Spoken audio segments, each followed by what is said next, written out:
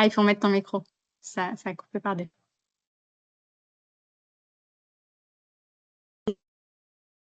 Voilà. Ouais. Ça remarche. Voilà, donc le planning des séquences avec, vous voyez, des échéances à respecter. Pourquoi? C'est que, en fait, c'est dans le but de vous proposer un programme de rendez-vous de qualité dans les délais impartis de la mission.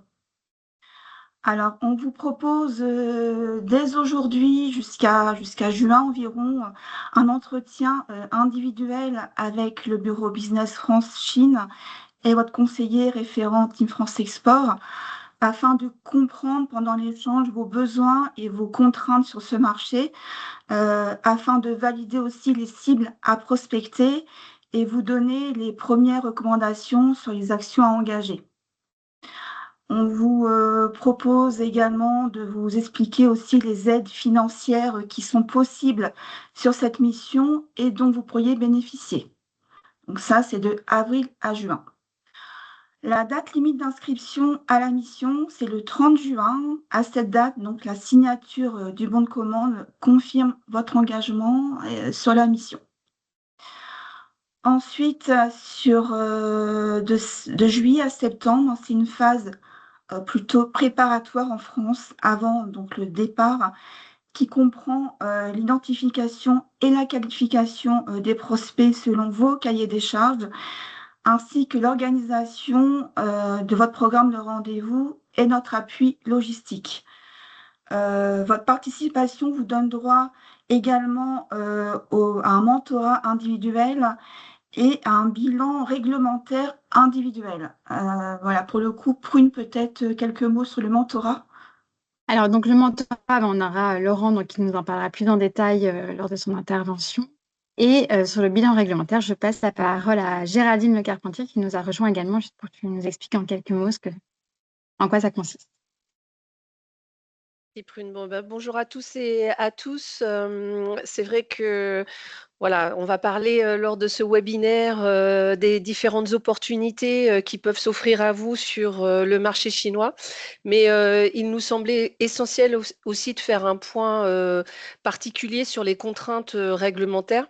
Parce que l'accès au marché repose effectivement sur un cadre réglementaire qui est particulièrement structuré et qui peut être complexe.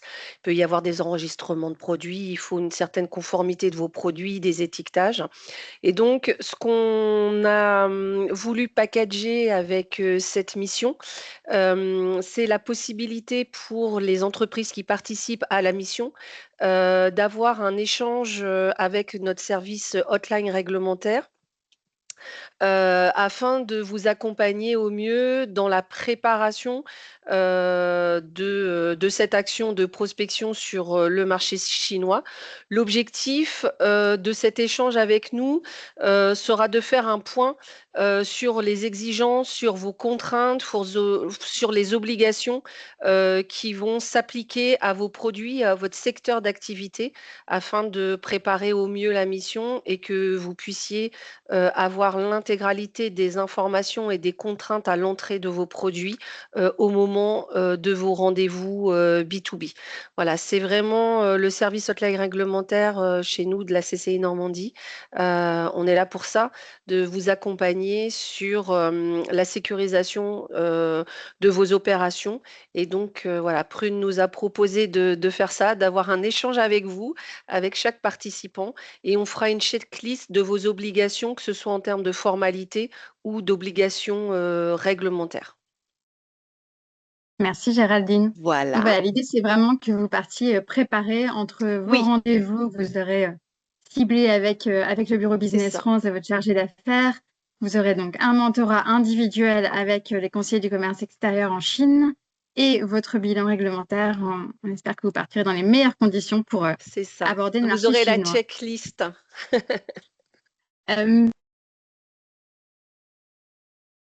Merci Géraldine et Prune. Voilà, donc après du 12 au 16 octobre, donc c'est les dates de la mission, les dates du déplacement en Chine. Et donc ça comprend, vous l'avez le rendez-vous B2B avec vos prospects ciblés, ainsi que les sessions collectives. c'est-à-dire le séminaire d'accueil avec les experts du marché et aussi des événements de réseautage avec la communauté d'affaires locale.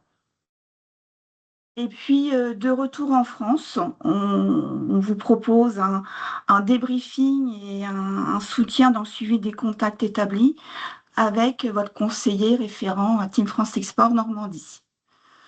Voilà, le planning des séquences à retenir. Merci Prune. Alors, le programme prévisionnel sur place, on prévoit donc une arrivée le samedi 10 octobre en soirée, soit Shanghai, soit Hong Kong, au choix.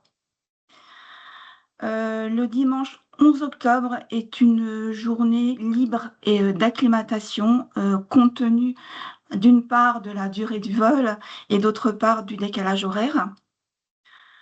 Le lundi 12 octobre, donc la première journée de rendez-vous de rendez-vous B2B dans la ville choisie, donc Shanghai ou Hong Kong. Le lendemain, le mardi 13, le matin, donc la poursuite du programme de rendez-vous. Et puis l'après-midi, donc un transfert vers Pékin en train ou en avion. Et vous serez accueillis par les équipes de Business France Pékin sur place.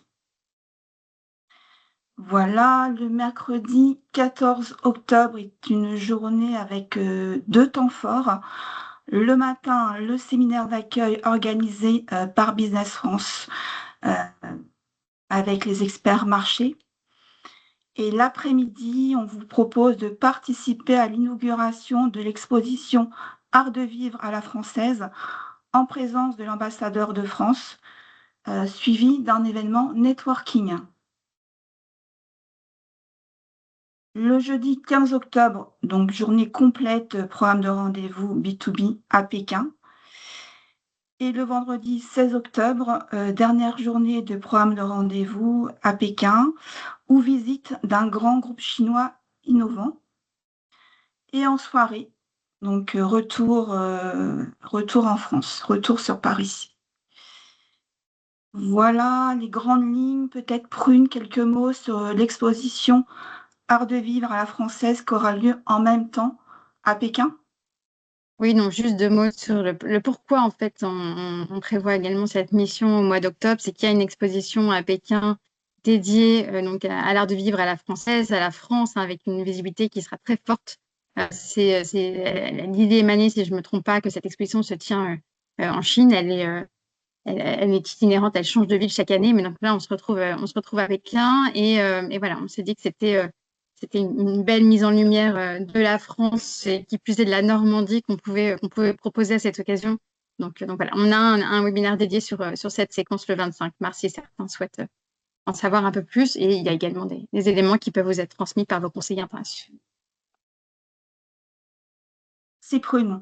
Alors, le budget de la mission, donc la prestation de base à 4 875 € par entreprise, voilà, qui comprend le programme complet de rendez-vous dans 2 villes, donc soit Shanghai, Hong Kong et Pékin, les sessions collectives et de networking, le mentorat individuel, le bilan réglementaire comme évoqué par Géraldine et l'accompagnement de la Team France Export en amont, pendant et après la mission. D'accord? Donc on vous propose aussi des options supplémentaires, notamment un module communication avec 3 propositions, un kit de présentation en mandarin, un communiqué de presse et un interview avec des médias et des influenceurs. Également l'option suivi de contact rencontré post-mission Chine, l'option interprétariat sur devis, et puis pour un participant supplémentaire, 150 € par personne et par entreprise. Alors, les aides financières qui sont mobilisables, il y en a 2, notamment donc grâce au dispositif Impulsion Export de la région Normandie. Donc, les entreprises éligibles peuvent bénéficier d'un soutien financier pouvant aller jusqu'à 50% des dépenses éligibles. Et ce, pour 2 personnes pour la même entreprise. Par dépenses éligibles, on comprend, il faut comprendre le coût de la prestation, CCI Normandie, les billets d'avion, les hôtels, voilà, donc tout ce qui est un peu frais logistiques. Et d'autre part, avec l'assurance prospection de la BPI, qui couvre à hauteur de 50 à 65% des dépenses engagées dans le cadre d'une prospection sur un nouveau marché à l'export. Alors, bien évidemment, n'hésitez pas à contacter votre conseiller référent à Team France Export pour vous accompagner dans les démarches et monter les dossiers de demande d'aide. Voilà Merci pour les aides. Béatrice. Voilà, une slide sur des informations pratiques. Alors, vous allez recevoir le support par mail.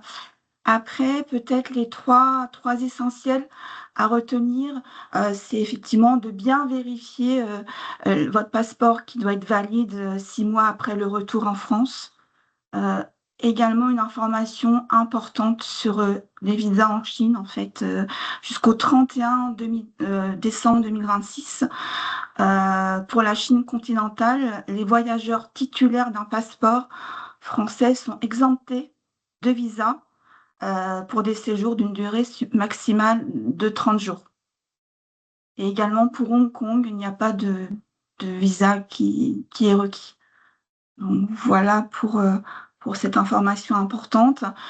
Sur la partie réservation, réservation de vol, d'hôtel, en fait, on vous donne les recommandations avant votre départ. Donc là, on vous appuie sur cette partie logistique. Et puis, j'ai remis peut-être des liens utiles, notamment conseils aux voyageurs qui vous renvoie vers le site officiel France Diplomatie.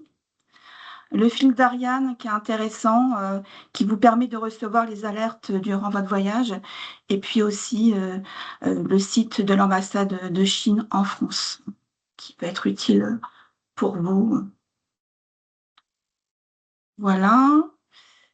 Donc, pour ma part, merci. oui. Merci Béatrice. Voilà, cette slide est à l'image de l'accompagnement que Béatrice aura pour vous à partir du moment où vous décidez de partir en mission avec nous dans le détail et avec soin et toute la gentillesse et l'application que peut avoir Béatrice. Donc, je vous recevrai ces éléments à la suite du webinaire. On passe la main donc à nos experts Business France, donc live depuis la Chine. Merci encore de vous connecter avec nous. Et Xavier, je te laisse donc prendre la main. Merci Prune. Bonjour à toutes et tous. Donc, je suis Xavier Chatruol, directeur adjoint du réseau Business France en Chine et à Hong Kong. Deux mots peut-être sur notre réseau. Donc, on est présent dans 5 villes en Chine, qui sont les gros bassins industriels et de consommation. Shanghai, Pékin, Chengdu, Canton et Hong Kong. On est une 60aine d'experts. On accompagne chaque année à peu près 800 PME ETI qui ont un projet de développement sur la Chine. Et on couvre en géographie la Chine continentale, Hong Kong et puis également la Mongolie. Donc, je vais intervenir accompagné de 3 de mes collègues qui vous présenteront les opportunités ou les secteurs porteurs pour l'offre normande que l'on voit en Chine. Bertrand Quévremont, qui est notre directeur pour l'ensemble de notre filière agro. Il y aura également Timothée Favre, qui parlera des opportunités sur l'art de vivre, les biens de consommation et la santé. Et puis Wang Min, qui terminera avec les opportunités plutôt dans les filières industrielles et les secteurs en lien avec l'innovation. Alors, je voulais peut-être commencer par quelques éléments de cadrage qui nous semblent importants de partager avec vous. Pourquoi finalement c'est important, nous semble-t-il, de venir prospecter la Chine?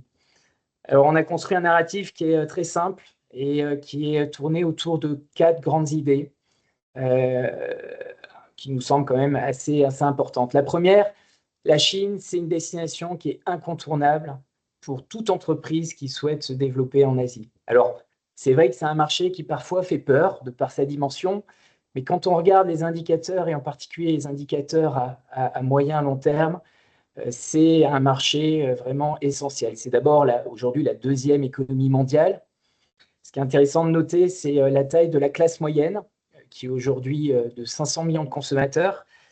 Et malgré une population qui a tendance à baisser, la Chine est un pays où la classe moyenne continue d'augmenter. Donc 500 millions de consommateurs aujourd'hui, et les experts estiment que d'ici 2040, il y aura 200 millions de consommateurs supplémentaires dans cette classe moyenne qui est susceptible de consommer, d'acheter des produits qui sont importés. Donc c'est en particulier des indicateurs qui sont regardés par les entreprises des biens de consommation. C'est aussi le premier marché de la France en Asie. À peu près 40% de l'export français en Asie est réalisé sur la Chine, et c'est un volume qui reste assez stable. Voilà, donc il y a un déficit commercial important, bien entendu, entre la Chine et la France, mais quand on regarde vraiment et on zoome sur la région Asie, c'est le gros morceau de l'export français vers cette région. Et qu'est-ce que la France exporte en Chine? Alors, essentiellement l'aéronautique, mais également beaucoup d'agroalimentaire, des vins et spiritueux, tout ce qu'on considère comme l'art de vivre, donc l'art de la table, la mode, le cosmétique. Et puis, on est assez bon également dans les industries culturelles et créatives et tout ce qui concerne la transition énergétique. Ces secteurs-là, mes collègues les développeront un petit peu plus tard. Autre axe qui est assez intéressant aussi de regarder sur la Chine, vous en entendez parler, vous le voyez dans les médias, la Chine, c'est aujourd'hui un laboratoire du futur. C'est vraiment un laboratoire à ciel ouvert au niveau de nombreuses innovations. Et pour beaucoup d'entreprises, en particulier les entreprises françaises industrielles, il peut être intéressant de venir en Chine pour voir, comprendre, identifier des technologies, faire une veille technologique et concurrentielle. Dans beaucoup de secteurs d'activité, c'est important de savoir ce que font nos concurrents et parfois, dans certains secteurs, ce que font les meilleurs. Et sur certains secteurs, les Chinois ont une certaine avance et des technologies de rupture. Et nous, on observe depuis à peu près 2 ans de plus en plus de demandes d'entreprises industrielles françaises qui nous mandatent, non pas pour exporter une technologie en Chine, mais qui viennent en Chine pour identifier les technologies qui leur permettront de mieux produire en France ou en dehors de Chine. Donc ça peut être intéressant, en tout cas, de venir étudier d'éventuels partenariats technologiques avec des entreprises chinoises qui, de leur côté, sont plutôt aujourd'hui en phase d'internationalisation et un certain nombre réfléchissent à s'implanter, voire à établir des partenariats technologiques sous forme de JV. On le voit en tout cas dans plusieurs régions en France où des JV de ce type se mettent en place. Alors, il y a souvent une fausse idée, c'est que la Chine est réservée aux grands groupes, parce que c'est un marché compliqué, parce que c'est un marché où il y a de la concurrence. Alors, tous les grands groupes sont là, il y a à peu près 2000 filiales qui sont implantées en Chine, hein, des grands groupes, des grosses PME, des ETI industriels. Mais quand on regarde l'export, et ça c'est les chiffres des douanes françaises, un peu plus de 50% des exportateurs français vers la Chine chaque année sont des PME. Il y a 39% de TPE. Donc c'est voilà, un marché qui n'est pas réservé aux grands groupes. Et à partir du moment où on arrive avec un produit qui correspond bien entendu aux besoins, aux attentes, et ils sont nombreux quand on voit la profondeur du marché chinois, cette classe moyenne qui augmente, on a des chances de réussir. Et ça, on peut, en tout cas Business France, on l'observe par un indicateur qui est mesuré par Ipsos, qui est mesuré dans tous les pays où Business France a des bureaux. On mesure ce qu'on appelle un taux d'impact. Donc c'est l'État qui a souhaité qu'Ipsos vérifie que la mission de service public de Business France serve aux entreprises que l'on sert, en tout cas dans nos actions. Et on essaye de vérifier la transformation en courant d'affaires. Et en Chine, on est sur l'un des meilleurs taux de transformation en courant d'affaires, après, en tout cas, un accompagnement de Business France, de notre réseau international, puisqu'on a un peu plus de 60% des entreprises qu'on accompagne qui signent des courants d'affaires. Ça peut être des commandes, ça peut être un contrat de représentation avec un importateur-distributeur sous 1 an. Donc c'est un taux qui est plutôt bon, qui correspond également donc à une réalité, c'est que l'offre française est appréciée en Chine, qui correspond également au rythme chinois. Pour ceux d'entre vous qui connaissent la Chine, vous verrez que tout va très vite. Donc, quand une entreprise chinoise est intéressée par une offre française, généralement, la signature de contrat va relativement vite. Et puis, dernier point que je voulais évoquer, parce que c'est un peu paradoxal, je trouve, avec une image de la Chine qui a eu tendance à se dégrader ces dernières années dans le monde occidental, en particulier en France.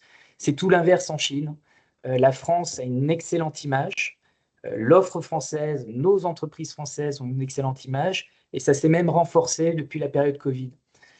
Pour plusieurs raisons. Alors, en Chine, le poids du politique est extrêmement important, et la relation personnelle entre nos présidents de la République respectifs est très bonne. Je crois que le président Macron est le président européen le plus proche du président Xi Jinping, et ça compte énormément parce que c'est véhiculé dans les médias, et les Chinois regardent bien entendu de très près la ligne du parti et la ligne du président de la République. Mais pas seulement. De manière générale, l'offre française bénéficie d'une image de qualité, de traçabilité, de durabilité, de produits respectueux de l'environnement.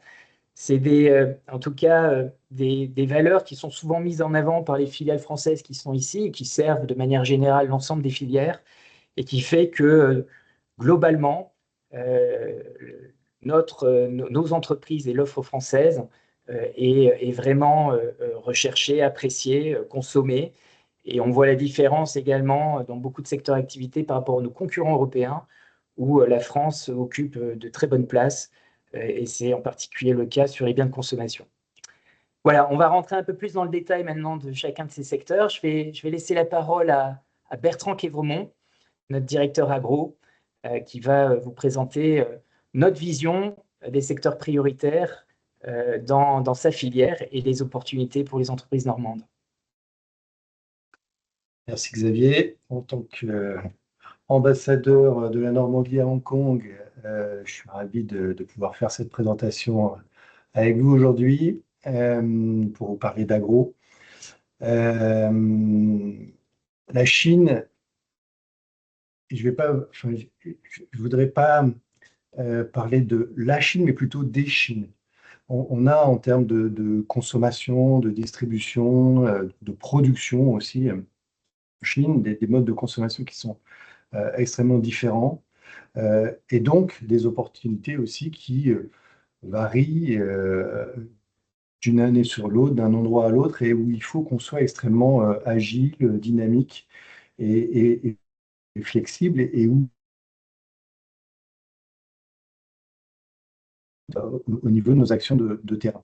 Aujourd'hui, ce que l'on constate, c'est qu'au global, en Chine, les importations agroalimentaires diminuent depuis 2-3 années, depuis 3 ans maintenant. La Chine importe 176 milliards, ce qui est quand même pas rien, 176 milliards d'euros de produits agricoles et agroalimentaires, donc du monde entier. Cette notion en valeur, elle est à nuancer avec les volumes d'importation. En fait, dans ces 176 milliards, vous avez une grosse partie qui concerne notamment des matières premières, que ce soit par exemple les céréales ou le soja. Et là, ce qu'on a constaté, c'est qu'en fonction des cours mondiaux, évidemment, ces cours ont été en baisse l'année dernière, et donc cette valeur a beaucoup diminué. Par contre, les volumes ont continué d'augmenter. C'est valable sur le soja, les céréales, le sucre aussi, sont des produits pour lesquels la Chine est fortement importatrice. Ce que l'on constate, nous, c'est que la France est le deuxième fournisseur européen en produits agricoles et agroalimentaires.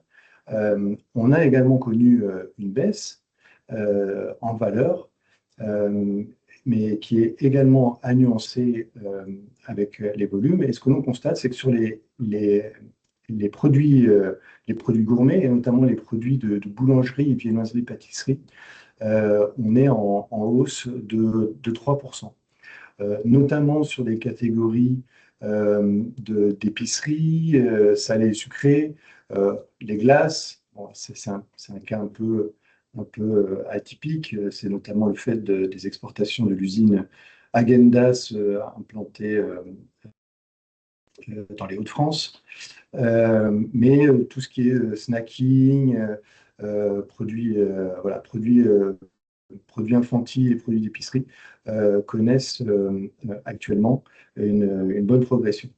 Ce que l'on constate également, c'est que dans les produits laitiers, la France reste le quatrième fournisseur et la Chine recherche toujours des produits, notamment des fromages. On est assez régulièrement contacté par des sociétés de distribution qui recherchent à enrichir leur offre sur les fromages. Tout ce qui concerne le beurre également, même si sur tous ces produits, sur les produits laitiers, si vous avez suivi l'actualité, donc il y a eu une enquête anti-dumping qui a été réalisée à l'encontre des producteurs laitiers européens. Cette enquête qui devait aboutir à des taux relativement importants de taxes est finalement bouclée avec un taux définitif en moyenne à 9,5%, ce qui limite l'impact et devrait être assez. Cet impact de cette taxe devrait être assez limité sur nos exportations, notamment cette année et l'année prochaine. On constate également sur les produits de la mer une présence. Alors, on a une présence qui est reconnue avec les produits comme la légine et les huîtres. Mais également, on a très régulièrement des importateurs qui nous sollicitent pour trouver des nouvelles sources d'approvisionnement. Certains d'entre eux, d'ailleurs, vont chaque année au Seafood à Barcelone. Ils sont aujourd'hui cette nécessité de trouver de nouveaux fournisseurs. Sur les vins et spiritueux, la consommation a également beaucoup baissé dans ce secteur, mais la Chine reste le premier importateur en Asie de boissons alcoolisées. Nos exportations de vins et spiritueux restent importantes, hein, c'est 783 millions d'euros. Également une enquête anti-dumping qui ont impacté très largement les cognacs l'année dernière, mais qui est donc maintenant bouclée. Ce que l'on a constaté, c'est qu'au-delà de cette diminution de nos exportations de vin et de cognac, on a eu l'année dernière des très belles progressions sur d'autres produits, notamment des spiritueux, donc en particulier des eaux de vie, le rhum, le gin, mais également le Calvados qui a connu une bonne progression l'année dernière. Donc voilà, des opportunités qu'il faut aller chercher, comme je le disais, non pas au sein d'une Chine, mais des Chines. On a des provinces, des villes qui sont beaucoup plus dynamiques les unes par rapport aux autres. Et c'est là qu'il faut aller chercher les opportunités, pas uniquement dans les grandes villes, mais aussi dans les villes de deuxième, troisième ou quatrième rang. Tout ce que je viens de vous dire là, ça concerne essentiellement la Chine continentale. Votre mission vous permet également d'aller à Hong Kong, où notre positionnement pour les produits agroalimentaires est reconnu de longue date. On a un accès au marché qui est facilité à Hong Kong parce que de par son statut de port franc, donc pas de taxes, pas de contraintes réglementaires ou sanitaires particulières, pas d'enregistrement CIFER ou GAC. Et donc, ici, une distribution qui est mature, mais également une compétition très importante pour toucher en fait le marché, notamment de l'Horeca, donc café, hôtel, restaurant, qui est parmi les plus élevés au monde en nombre de restaurants par habitant. On est à 17 000 restaurants à Hong Kong, ce qui en fait un marché très très important, avec aussi bien des étoilés que des cuisines plus basiques. Je passe la parole à mes collègues du secteur des biens de conso et suis bien sûr à votre disposition pour toute question sur ce marché de l'agro. Bonjour à toutes et à tous. Je m'appelle donc Timothée Fabre et je suis basé à Shanghai pour la filière art de vivre et santé. Et donc nous partageons le constat de nos collègues de l'agroalimentaire. En effet, il y a des marchés régionalisés dans cet immense pays. Et le second constat, c'est qu'en effet, la Chine est devenue incontournable pour les exportateurs français. Incontournable parce que c'est le premier ou le second marché de consommation mondial sur les secteurs que nous couvrons. C'est le premier marché mondial de l'habillement, c'est le second marché mondial pharmaceutique, le second marché pour les équipements médicaux, le second marché mondial pour les cosmétiques. Et pour l'anecdote, ils sont en deuxième position en termes de classement des médailles au JO de Paris 2024. Incontournable aussi parce que nous sommes parfois les premiers fournisseurs justement de ces marchés. L'exemple le plus flagrant, ce sont évidemment les cosmétiques, mais aussi par exemple les arts de la table. Et donc, il est nécessaire d'avoir la Chine dans son viseur. Et nous, ce qu'on note sur le terrain, c'est que sur tous ces secteurs, on voit une montée en gamme de l'offre pour répondre aux exigences croissantes des consommateurs. Et ça, c'est une formidable opportunité pour l'offre française parce que ça permet à la fois aux produits et aux services français de se positionner en tant que marque auprès des consommateurs finaux, mais ça permet aussi de se positionner en tant que fournisseur tout au long de la chaîne de production.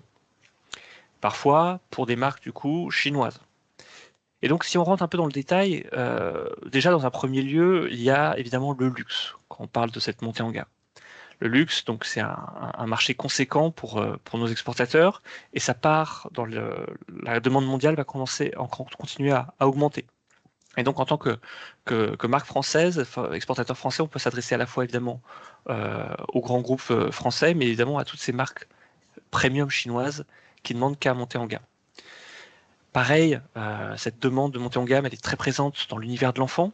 Et nouveauté depuis quelques années, et en particulier en 2026, le marché des animaux de compagnie, où la Chine est en train vraiment d'exploser, avec tout ce que ça implique d'attachement émotionnel et donc de produits de qualité pour les animaux de compagnie. Si on continue d'approfondir un petit peu ce point, on voit aussi que dans tout ce qui concerne la fabrication de médicaments, la fabrication d'équipements médicaux, ou même la fabrication de cosmétiques, les marques françaises qui ont du coup des produits plus durables, avec un avantage comparatif plus marqué, elles vont pouvoir s'en sortir. Mais aussi tous les ingrédients, tous les réactifs, ou tous les processus de fabrication français, les façonniers, qui sont capables du coup de répondre à la demande des marques chinoises pour aussi avoir un coup à jouer sur le marché chinois. Alors forcément, quand on pense à la Chine, évidemment, on pense parfois aux difficultés d'accès au marché. Là aussi, je pense qu'on peut tout à fait nuancer. Déjà, dans un premier temps, parce qu'il y a les modalités d'e-commerce qui sont propres à la Chine et qui sont des véritables portes d'entrée pour tester le marché. Alors, pourquoi? Bon, les chiffres, ils sont là devant vous. Le e-commerce, c'est déjà presque 30% des ventes au détail pour l'habillement. Mais sur des catégories comme la cosmétique, c'est déjà plus que 60%.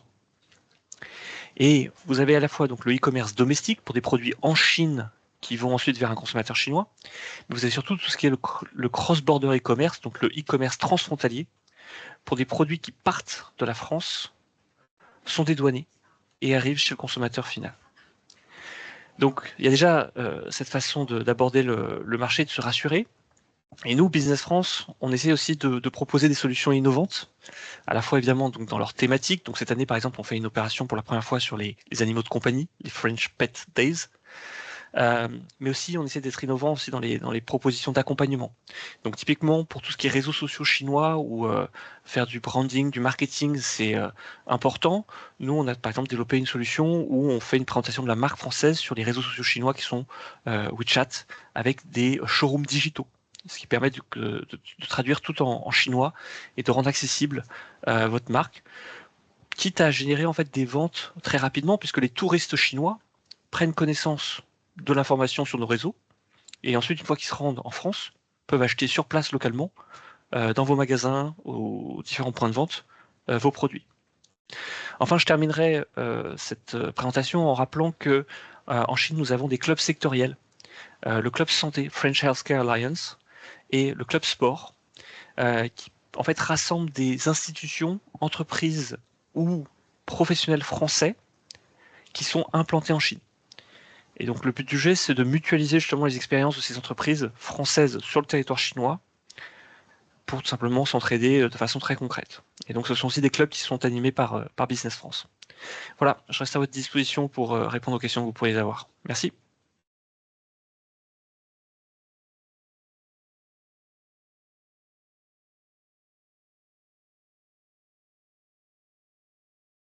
Bonjour, je vais continuer. Je suis Min Wang, qui représente la filière industrie et tech en Chine. Et je suis passée plutôt au bureau de Pékin. Ravie de pouvoir vous partager aujourd'hui les secteurs porteurs sur la filière industrie et tech.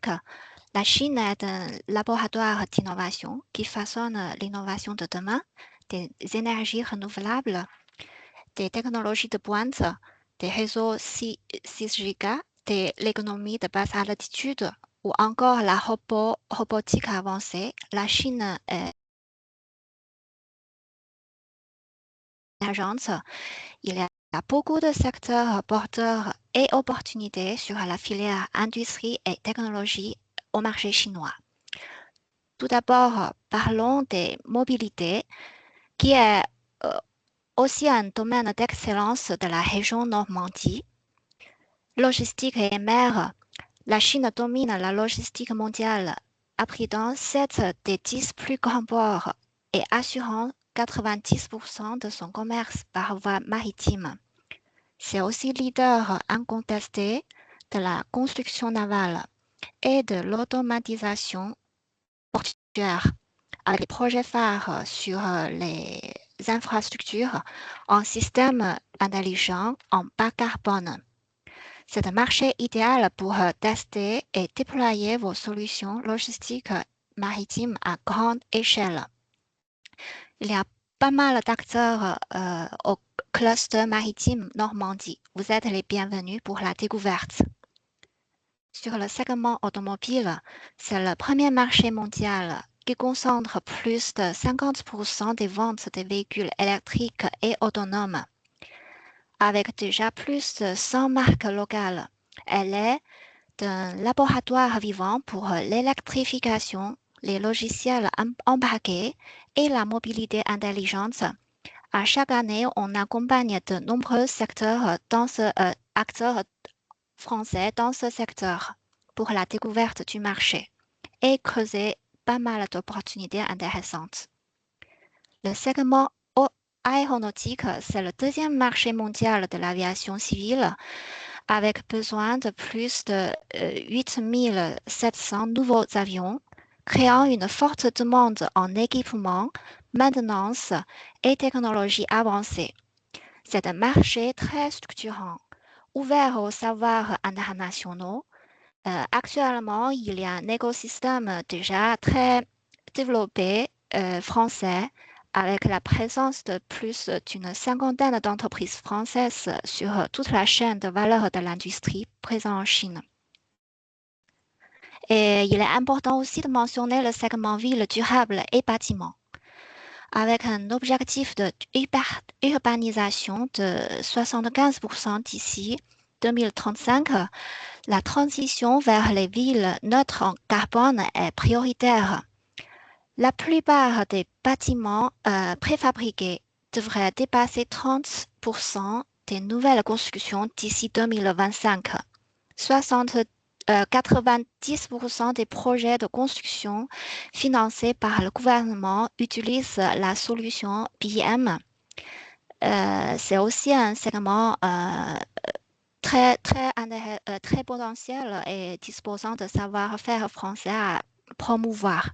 Le marché des bâtiments intelligents devrait dépasser également 92 milliards de dollars, offrant également les opportunités pour les technologies vertes et la construction durable.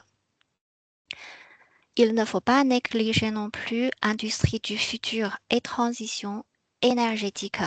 La Chine concentre 54% des robots industriels installés en 2024 et produit presque 60% des robots mondiaux.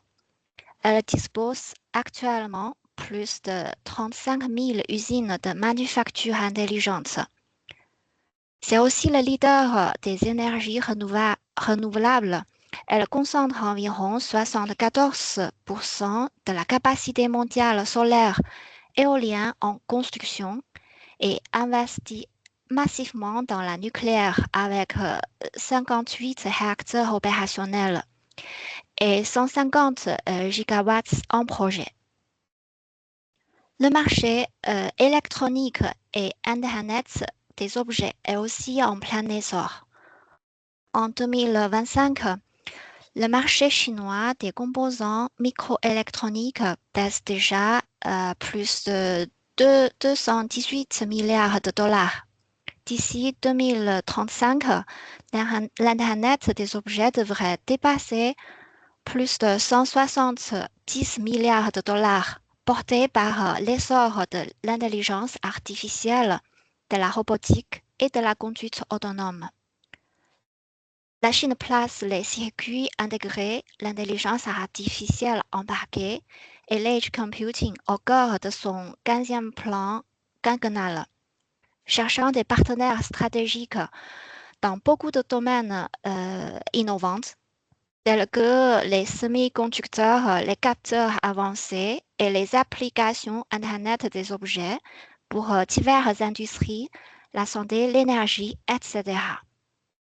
Et ce n'est pas tout, le temps est limité. Il y a encore d'autres secteurs comme l'environnement pour le traitement de déchets efficaces ou les industries culturelles ou créatives qui offrent également un fort potentiel. Ces secteurs en plein développement sont autant plus d'opportunités uniques pour les entreprises françaises. On vous propose d'échanger avec nous pour découvrir comment saisir ces opportunités et développer votre projet sur le marché chinois. On est à votre disposition. Merci beaucoup. Merci beaucoup, Wang Min, et à tous du Bureau Business France Chine. Effectivement, comme tu disais, le mieux, c'est vraiment, je pense, de prendre le temps avec votre conseiller international, de prendre rendez-vous et d'avoir un entretien individuel avec les experts du bureau pour parler de vos produits et services. Et Laurent, on est ravis de vous accueillir à nouveau aujourd'hui et très preneur de votre témoignage d'une part, et effectivement d'un peu plus de détails sur ce projet de mentorat avec les conseillers du commerce extérieur de la France. Bonjour à toutes et à tous. Merci pour votre invitation. Donc, je suis effectivement Laurent Blavout et je représente Novacell, qui est une entreprise normande basée à Déville-lès-Rouen, que vous devez bien connaître, je suppose, tant elle est incontournable, et qui est une entreprise exportatrice. Encore aujourd'hui, la majorité des produits qu'on vend en Asie et en Chine sont fabriqués par nos usines en France, donc à Déville-lès-Rouen ou ailleurs en Europe. Je suis même en Chine depuis 1995, le siècle dernier, principalement en Chine et basé à Shanghai, pour la société Novacell depuis maintenant plusieurs décennies. Tout ce qui a été dit aujourd'hui, et je voudrais juste ouvrir une petite parenthèse à ce sujet, tout ce qui a été dit aujourd'hui est absolument passionnant, même encore pour moi qui suis encore, je dirais, bien trempé dans la Chine.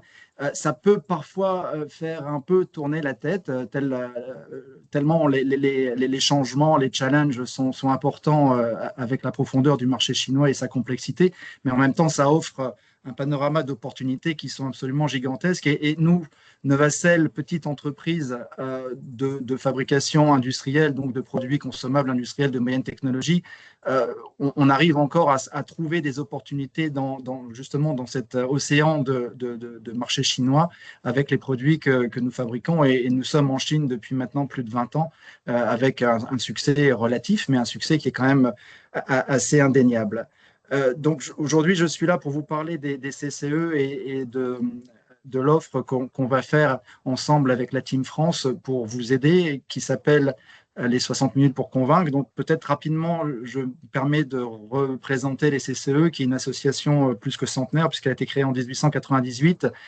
C'est une association française qui regroupe 4500 chefs d'entreprise dans le monde, en particulier en France pour la moitié et pour le reste dans 150 pays. En Chine, il y a à peu près 120 CCE qui sont répartis sur tout le territoire chinois, du nord jusqu'au sud, principalement sur la bande est de la Chine, puisque c'est là que l'activité économique se trouve, et surtout dans tous les secteurs. Donc, on a des secteurs où ça va de la parfumerie à la cosmétique jusqu'à l'industrie lourde, et tout le secteur économique sont représentés. Les CCE ont 4 missions principales. Donc, la première, c'est d'éclairer les pouvoirs publics. La deuxième, c'est de révéler et de soutenir les entreprises dans leurs projets à l'expansion internationale.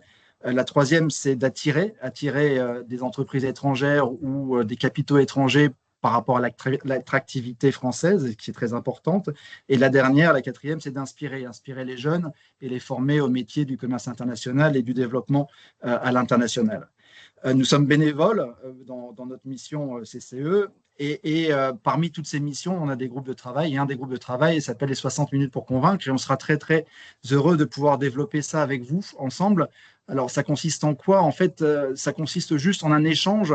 On va regrouper 3, 4, parfois 5 CCE qui ont quelque part des atomes crochus avec vos secteurs d'activité respectifs et on va vous écouter, on va écouter votre projet pour la Chine en particulier et ensuite on passera une heure ensemble à échanger sur votre projet, à partager nos expériences à nous, puisqu'on est généralement tous passés par là à un moment donné ou à un autre, à peut-être parfois vous challenger un peu ou vous poser des questions sur votre business plan et la façon dont vous comptez y arriver, et puis surtout à échanger des contacts qui peuvent parfois être très utiles dans le monde professionnel ou administratif et qui peuvent aussi aider à comprendre un peu mieux quelles sont les clés pour réussir dans ce pays magnifique. Donc, on pensait organiser ces échanges 60 minutes pour convaincre en amont de vos visites, de manière à ce que vous puissiez être un peu préparé avant d'arriver. Et on espère vous rencontrer, bien évidemment, quand vous serez ici sur le terrain avec nous en Chine. Voilà, je reste à votre disposition pour des questions que vous pourriez avoir. Merci infiniment, Laurent, pour ce témoignage et ces explications. Il nous reste quelques minutes. On a la chance d'être, voilà, vous l'avez vu, avec des experts et aussi dans un comité assez restreint qui permet vraiment de pouvoir poser vos questions si vous en avez ou des commentaires sur ce qu'on vous a présenté ce matin sur le marché chinois. N'hésitez pas. Oui, Charlie. Oui, bonjour Prune, bonjour à tous.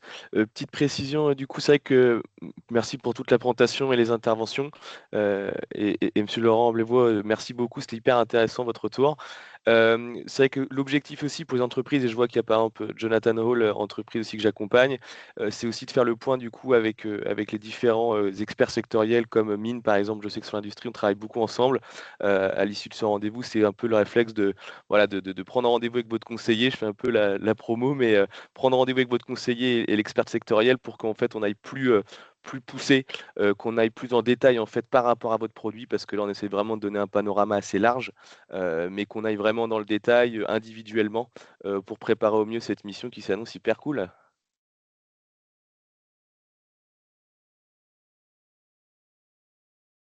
Merci Charlie. Est-ce qu'il y a d'autres personnes qui souhaitent prendre la parole?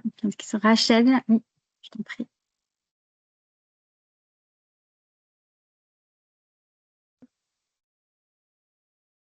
Bonjour. Donc Rachel, moi je suis conseillère internationale sur l'art de vivre et la santé. Je voulais savoir pour tous nos experts Chine qui sont présents aujourd'hui, merci à vous tous, l'importance pour une entreprise qui s'intéresse au marché chinois d'une première étape en fait en lancement d'activités pour tester le marché sur tout ce qui est transfrontalier comme typologie de commerce. Est-ce que c'est une étape qui est souvent pratiquée dans le domaine notamment de l'art de vivre, mais aussi peut-être de l'agroalimentaire, de votre expérience?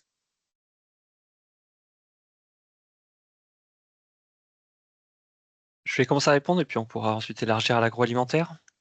C'est une étape qui est, on va dire, de plus en plus courante. En particulier, on va prendre l'exemple des compléments alimentaires. les compléments alimentaires, donc dans le bien-être, c'est il faut faire attention parce qu'on manœuvre parfois à la frontière entre ce qui est défini comme médicament et donc qui nécessite un enregistrement, des preuves cliniques, ou un aliment, tout simplement, ce qui est beaucoup plus facile à faire rentrer et à commercialiser sur le territoire. Et donc, du coup, pour beaucoup d'exportateurs français, ils commencent déjà avec du cross-border, donc du e-commerce transfrontalier, puisque ça leur permet justement d'éviter toutes les restrictions réglementaires. Et ensuite, une fois qu'ils se rendent compte qu'il y a un besoin, un succès pour leurs produits, alors dans ce cas-là, ils peuvent déjà avoir généré suffisamment de cash pour réinvestir dans les démarches administratives et ensuite considérer du coup le e-commerce domestique et pourquoi pas sur le plus long terme la vente en pharmacie ou en point de vente physique, qui est encore un autre niveau encore plus compliqué. Ensuite, sur tout ce qui relève, on va dire, des arts de la table ou de la mode, il y a le e-commerce transfrontalier répond à deux problématiques. La première problématique, ce sont pour les marques qui ne sont pas du tout encore en Chine, tout simplement de garantir l'authenticité du Made in France et de leur exclusivité française. Puisque du coup, en achetant là-dessus, le consommateur chinois sait à 100% que c'est une marque française, et donc c'est rassurant. Quitte à que ça prenne plus de temps pour que ça arrive, le produit, quitte à ce que ça coûte plus cher, mais au moins il y a une garantie que ce soit un produit français. Le second aspect, c'est si parfois vous avez déjà un distributeur, ou alors vous avez un ancien distributeur, mais en gros, vous avez encore un petit peu des traces de vos produits sur le marché chinois qui peut un peu polluer votre nouvelle gamme. Vous pouvez en fait garantir uniquement des collections capsules sur le cross-border e-commerce qui ne sont du coup pas accessibles en Chine continentale, qui sont accessibles uniquement sur ce canal de vente. Et donc du coup, ça vous permet parfois de segmenter votre tarification entre du coup des produits disponibles en Chine continentale qui seront un peu moins chers, et puis du coup des collections capsules qui seront plus à jour, beaucoup plus chères, et puis du coup totalement temporaires. Voilà, donc c'est déjà 2-3 axes de réflexion. Puis je laisse la parole pour l'agroalimentaire. Oui, merci. Le cross-border e-commerce dans le secteur agro, plus particulièrement, c'est, à mon sens, pas à être considéré comme un marché de test. En fait, si vous voulez être visible et réaliser donc des ventes à travers ces canaux où on retrouve des millions et des millions de références, il y a une nécessité d'investir assez lourdement dans du marketing, de la communication et donc tout ce que mettent en place ces plateformes pour vous donner de la visibilité au milieu de leur offre. Et donc, de faire du cross-border en Chine, c'est effectivement un moyen d'éviter beaucoup de contraintes qui sont liées, comme le disait Timothée, à tout ce qui est sanitaire et réglementaire, mais ça doit être vu vraiment comme une stratégie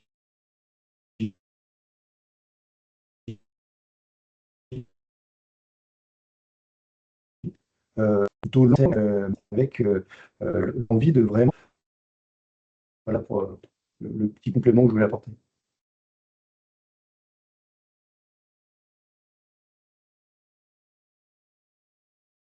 Merci beaucoup. Écoutez, s'il n'y a pas d'autres questions. Ah, Xavier. Justement, j'allais te passer la main, Xavier, pour te donner le mot de la fin. Donc, c'est parfait.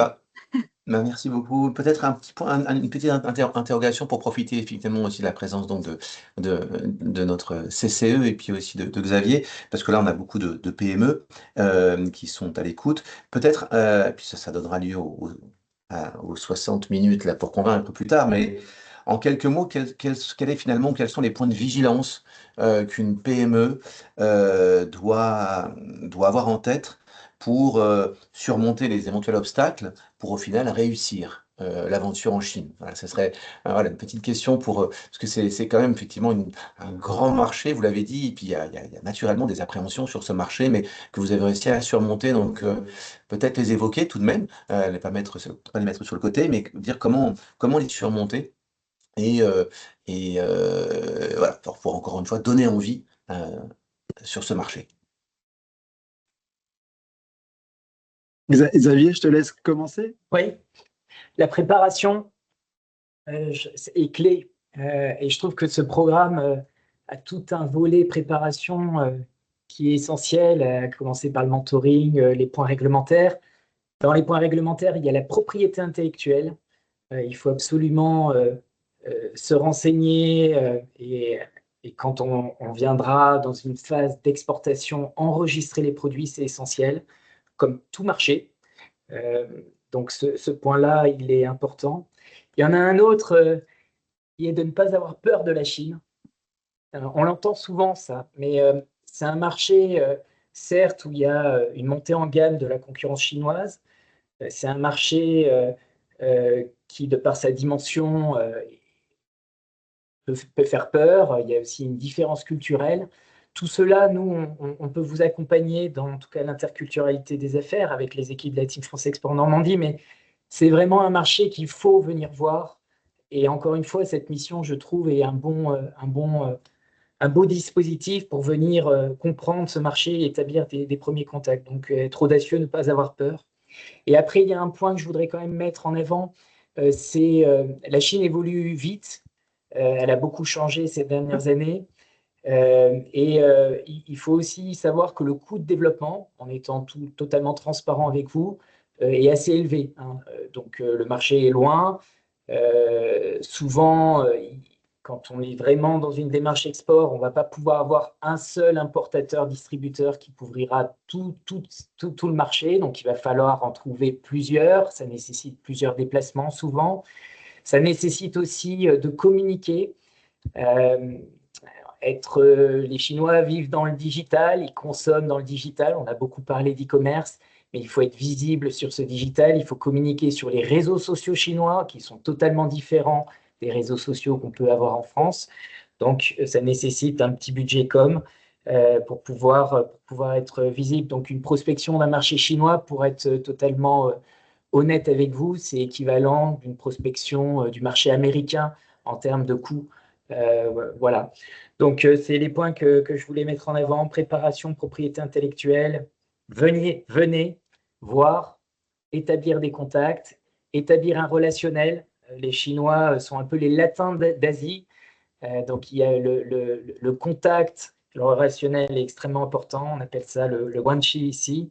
Et puis, les coûts qu'il faut avoir en tête quand on vient se développer sur ce grand marché. En revanche, quand on réussit, et je vous ai montré la statistique, il y en a quand même un certain nombre qui réussissent.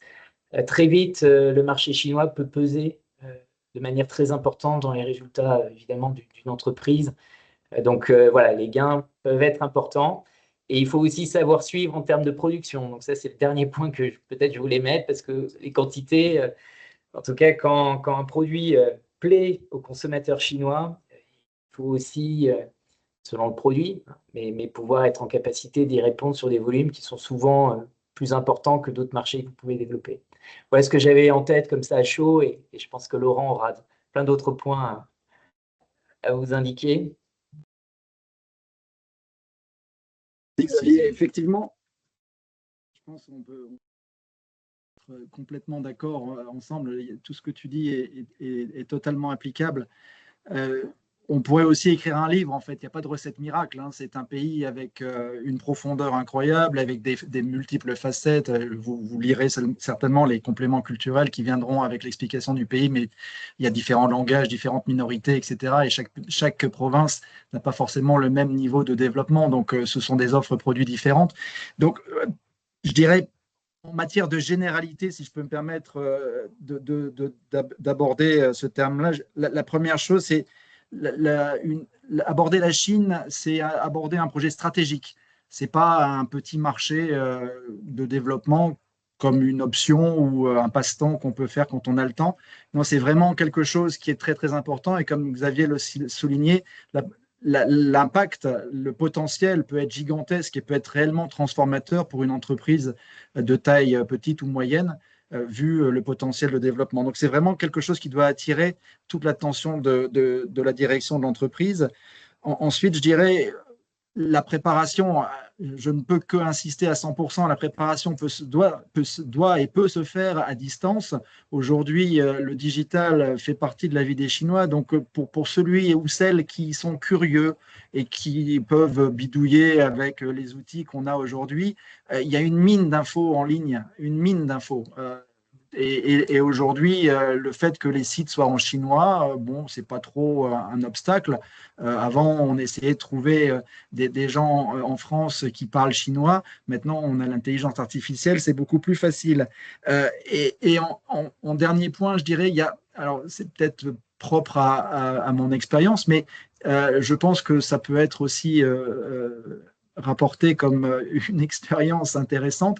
Il y a un vrai travail d'introspection à faire avant d'aborder la Chine. Et dans l'introspection, je mettrais, il faut que l'équipe que vous allez préparer à partir en Chine soit très, très claire d'un point de vue produit, service, davantage concurrentiel. C'est qu'est-ce que votre produit ou votre service apporte de plus, de différent, de mieux, de moins cher, de plus grand, de plus beau, de plus fort que ce qu'on peut trouver aujourd'hui, parce que ça, vous serez constamment sollicité par les interlocuteurs que vous allez rencontrer. C'est la première chose que les Chinois vont vous demander, même s'ils ne demanderont pas directement, implicitement, les questions seront posées, et il faut que ce soit limpide. Alors, c'est vraiment une impalissade, mais parfois, étant donné que certaines entreprises sont dans des marchés européens ou franco-français, on a tendance peut-être à perdre un peu ce côté très clair de ce que l'entreprise a de mieux que les autres. Et généralement, elle a toujours quelque chose de mieux que les autres puisqu'elle est là.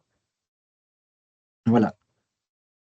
Merci beaucoup pour ces retours. Et je sais aussi pour vous qui vivez depuis longtemps en Chine, notamment vous avez dit, je crois, depuis 95, je sais qu'il y a une valeur forte aussi en Asie et en particulier en Chine, c'est naturellement le temps long et la persévérance. Et donc, moi, j'ai toujours retenu un proverbe de la sagesse chinoise qui dit que la goutte d'eau perce la pierre. Donc, c'est effectivement avec le temps long qu'on finit finalement par s'intégrer et par réussir sur des marchés aussi importants que ceux que vous venez de nous décrire. Merci beaucoup.